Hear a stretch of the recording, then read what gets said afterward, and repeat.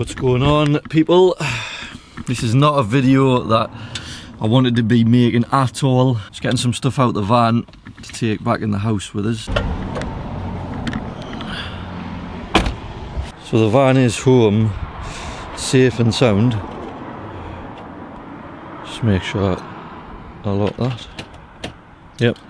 So it is home, safe and sound. But it's a little bit worse for wear, let's say. Right. Let's close all this up and then let's go inside. I'm going to tell you exactly what went wrong.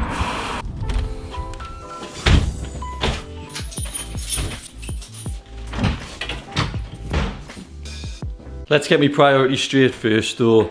In situations like this, I think I'll get a cup of tea first.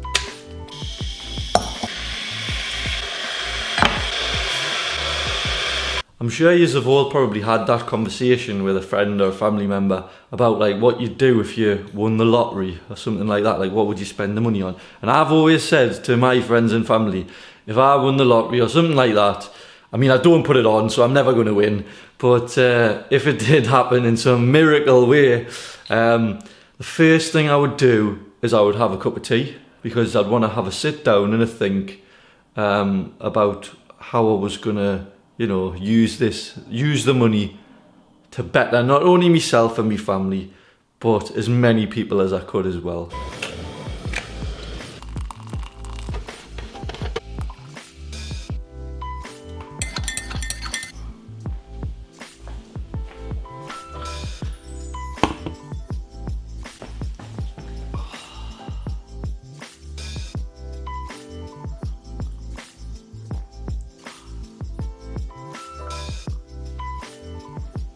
Can't beat a cup of tea.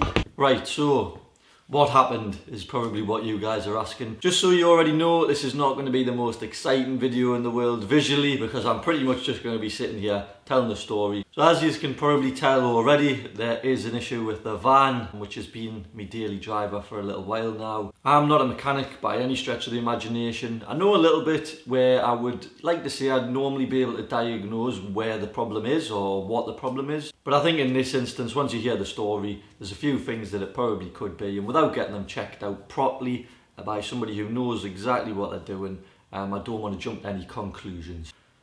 So, to cut a long story short, what happened was that we were out and about. There was a few of us in the van and we were heading home. So I was driving down the A1. If you're from the northeast, I was coming past the Metro Centre, the big shopping centre, on the A1 up towards the A69 turnoff. Now I was doing about 50 mile an hour, I'd say, in 5th gear in the van, and I was driving along nicely. And the first thing I noticed was the steering wheel started shaking in my hands.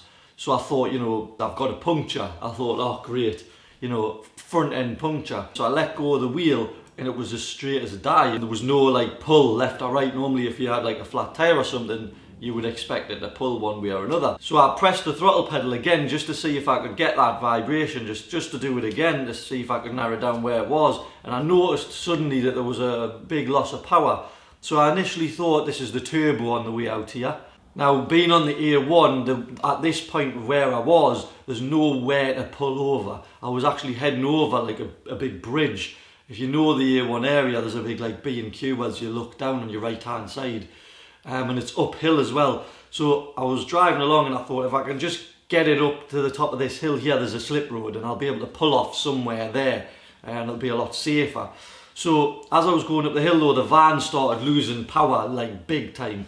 So I dropped it down a gear just to see if I could get it to get up the hill a little bit, to pull over somewhere safely for everybody that was in the van and obviously everybody else on the road. Not great for the van, I must say. If there is something wrong with the van, it wouldn't have done it any good, but I don't think at that point I had a choice really. So I was sort of cruising up this little incline, this little hill, and the van was really shaking at this point. As I was pulling off the slip road, I looks in my mirror and I just sees like smoke everywhere. I feel sorry for anyone who was behind us because I couldn't see anything behind us, put it that way, so they probably couldn't see me in front of them.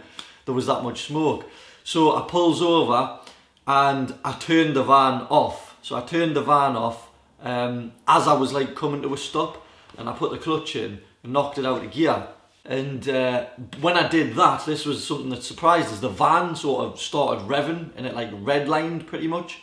So I stalled the van just to get the engine to stop.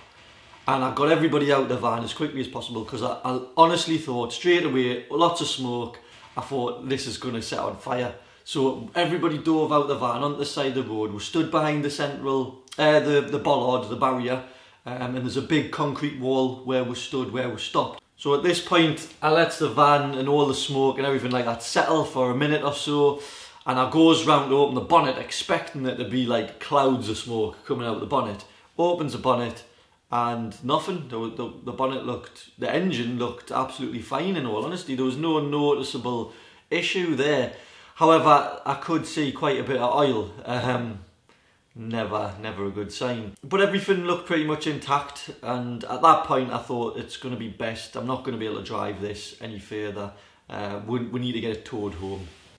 Now I will just put a little clip of what I did take on Instagram on my phone of where we were sat and where the van was and stuff like that. So I'll show you that now.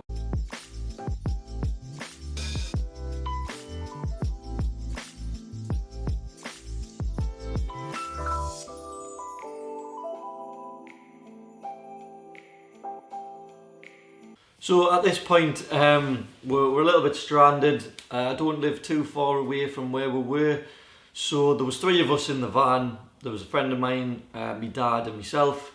A friend of mine rang his girlfriend, who very nicely come and picked me dad up from a lay-by that was close by, took him back to our home. He jumped in a vehicle and come back, and we actually managed to get the van towed away and got it home safe and sound, no problem at all. We were joined about 15 minutes, I'd say, after I'd stopped by a very nice police officer who did what he needed to do and was, you know, very chatty. He was a nice guy and made the situation a lot safer. Being on the slip road, there was 2 lanes on the slip road, but he obviously stopped behind the van and had his lights on and everything, which was good from a safety perspective.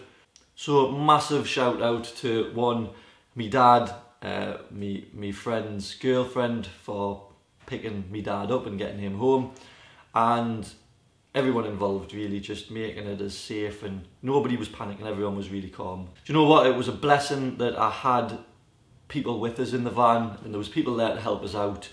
It was a blessing that nobody was hurt, nobody was harmed, we got everything out of the way safely, we all stood somewhere very safe. It was a good thing that I had a lot of people there to be able to help us out as quickly. I'm very grateful for that. But the main thing is everyone got home safe. The van's, it's in one piece, it's knackered, but we're going to get it looked at, see what's going to actually need done to it. I can't thank my dad enough for going and helping us out. He's done it on several occasions. Obviously, with a Ford, it happens pretty often. We've been in this situation before. It's not our first rodeo. The police officer for being quite chatty and just making the whole scenario a lot safer. Obviously with his lights blaring and stuff like that, all I was thinking is great, nobody's going to run into the back of my van. It's not the end of the world, so you know, we can get it fixed. I'm prepared for the worst, in all honesty. If it needs a new engine or something like that, then that's what it is at the end of the day. It's the chance you take when you buy a second-hand vehicle, or you know, just with any car. You could go and buy a brand new car and it could blow up. I know you've got warranty and stuff in that case, but it's just one of them things that happens, and it's not a negative situation. There's positives to be taken out of it. The reason we were out is because we were going to get some euros, because my dad was actually going on holiday that next morning.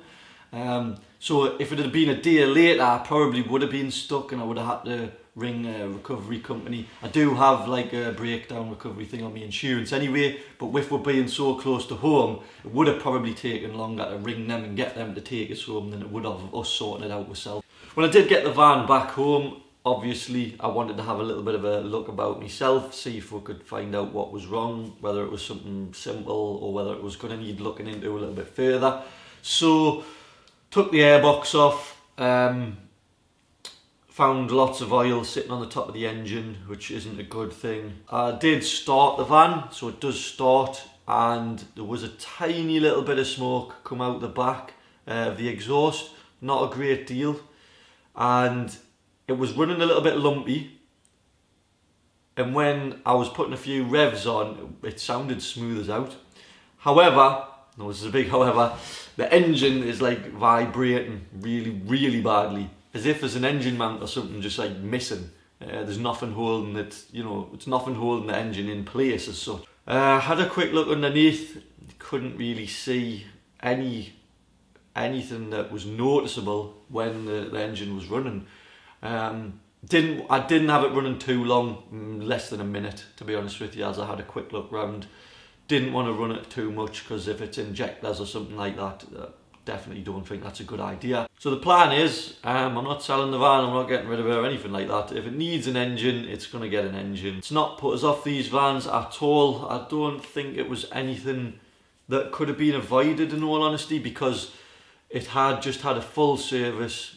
It was looked over by a very respectable garage that I use all the time for everything. It had the best of parts fitted to it. I think it's just one of them things that happens. I don't think it was nobody's fault. It's just one of them things that you cannot avoid. And with anything, the van's 11 years old, you know, so stuff's going to happen, and it's just a shame that it has happened to me, obviously. I don't seem to have too much luck, to be honest with you, but you know, I'm lucky enough to be in the position where I'm not stuck for a car to drive around in. It's just going to sit there for a little while until I can get somebody to have a good look at it, diagnose exactly what it is, and then we can get cracking and get it fixed. Whether or not I'm going to take it to a garage or where we're going to go from here really does depend on what the diagnosis is. But yeah, I'm not stuck for vehicles to ride around in, so I'm very lucky in that respect. It's not going to affect my life massively at all. It's a shame. I'm gutted obviously because I love the van, I really do love it, and I've spent a lot of time on it recently, putting the carpet in, sound system and all that, just making it nice, you know what I mean. It was going to be my daily driver, but I just wanted to update everybody, let everyone know the situation and where we're at the minute. There's nothing that can really be done at the moment. I have got, over the last week, I've filmed about 2 or 3 other YouTube videos, and I'm kind of just filming this one now, the day after it's happened, because I just think this video needed to be the first one to go out before the other ones, so hence why I'm doing it. I know it's not very exciting, I'm just sitting in my living room talking to the camera. Nobody panic anyway, I'm upset a little bit, but you know, it's one of them things. I'm not going to let it get to us, I'm not going to let it bug us. It hasn't put a dampener on my mood. We'll get it sorted. It'll not be long and then it'll be back on the road, hopefully. The main reason I haven't got any footage or anything like that is 1, I didn't have my camera, and 2, wasn't a priority. Like if I break down, video in the whole process isn't my priority. So I wasn't messing about, you know, I wasn't gonna get my phone out and start videoing the whole thing. I know there's a lot of people that do that, and I do think it's good to get like a look at what's going on at the time. People's reactions and stuff like that can be really good. But it's not something that I would do personally. Not saying it's a bad thing, because I know there's other YouTubers out there that do that, which is good. Gives you that little bit of an insight into the actual moment as well. So yeah, I can see why people do it, but for me, it's not something that I would be doing. I've got other priorities first. Hence why I'm doing it this way, just updating you guys a little bit informally whilst I'm having a cup of tea. I will keep everybody as up to date as I can with the van, and not wanting to give away too much or jinx anything at the minute, because I've got my fingers crossed, but there's something coming to the channel very soon. Hopefully, don't hold us to this, and if it doesn't, I'm going to be a little bit gutted, I'll not lie. But there's something coming very soon. I'm excited about it because it's really different. I'd never seen one before. In the flesh or online at all. People were saying, Nathan, you cannot just have vans anymore, you need something to fill that like speed factor of your life, going from the Mark II Focus RS and the Cozzy.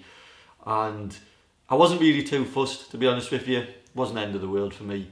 But this, I can't say too much, to be honest. All I can do is smile and just nod my head, because I think it's class, and I know that you guys are going to think it's class as well. But I don't want to give too much away.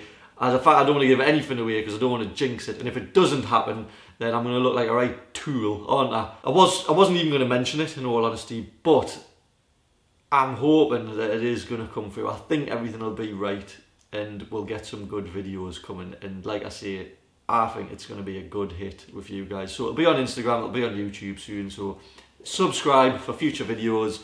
Follow me on Instagram as well at @CosWeCan. Drop a comment, let us know what you thought about my whole situation, what went on. If you've got any ideas about what it could be, you can always leave it there. But leave a comment below, drop a like if you have liked the video, and I hope I haven't bored you too much. I hope it's been quite interesting to get a little bit of update on what happened. Remember, you can always take a positive from a negative situation, and if you can't find one, you ain't looking hard enough, is my motto. Now, I don't want to get massively like deep in this video and go into things, but I am quite a positive person and I'd love to be able to help other people out as well. You know, although it was a very negative situation, this me pride and joy, this van, and it went pear-shaped basically. When I was at the side of the road, I didn't panic, I didn't break down. Well, the van broke down, but I didn't break down. I was very positive about the whole thing. You know, there was lots of people there on hand to help us, which I was very grateful for. When the police turned up again, I was very grateful that they came. They had to do their checks and whatnot, which, you know, is fine because everything's in order.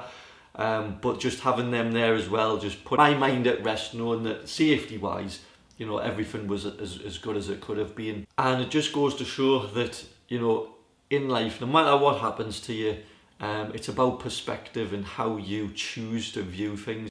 And just understanding that no matter what's happening to me in that moment, there's always somebody worse off than you, no matter how bad I felt or feel in a current situation or moment. If there's anything to take away from that message, is all I would say is no matter what situation you're in life, whether it's to do with personal circumstances, relationships, cars, which it seems to be in my life, cars and vans, it's your choice at the end of the day, how you choose to view things. I always choose to look at things in a positive and look at as many positives as I can to deter from the negative side. It's never defeat, it's always a lesson in my eyes. You can always learn from it, whether it's learning, you know, actual skills, information, learning about the vehicle more, learning about safety more, whether it's learning about myself a little bit more and how I can actually deal with these kind of things. It's all about learning for me and turning those so-called negative situations into a positive.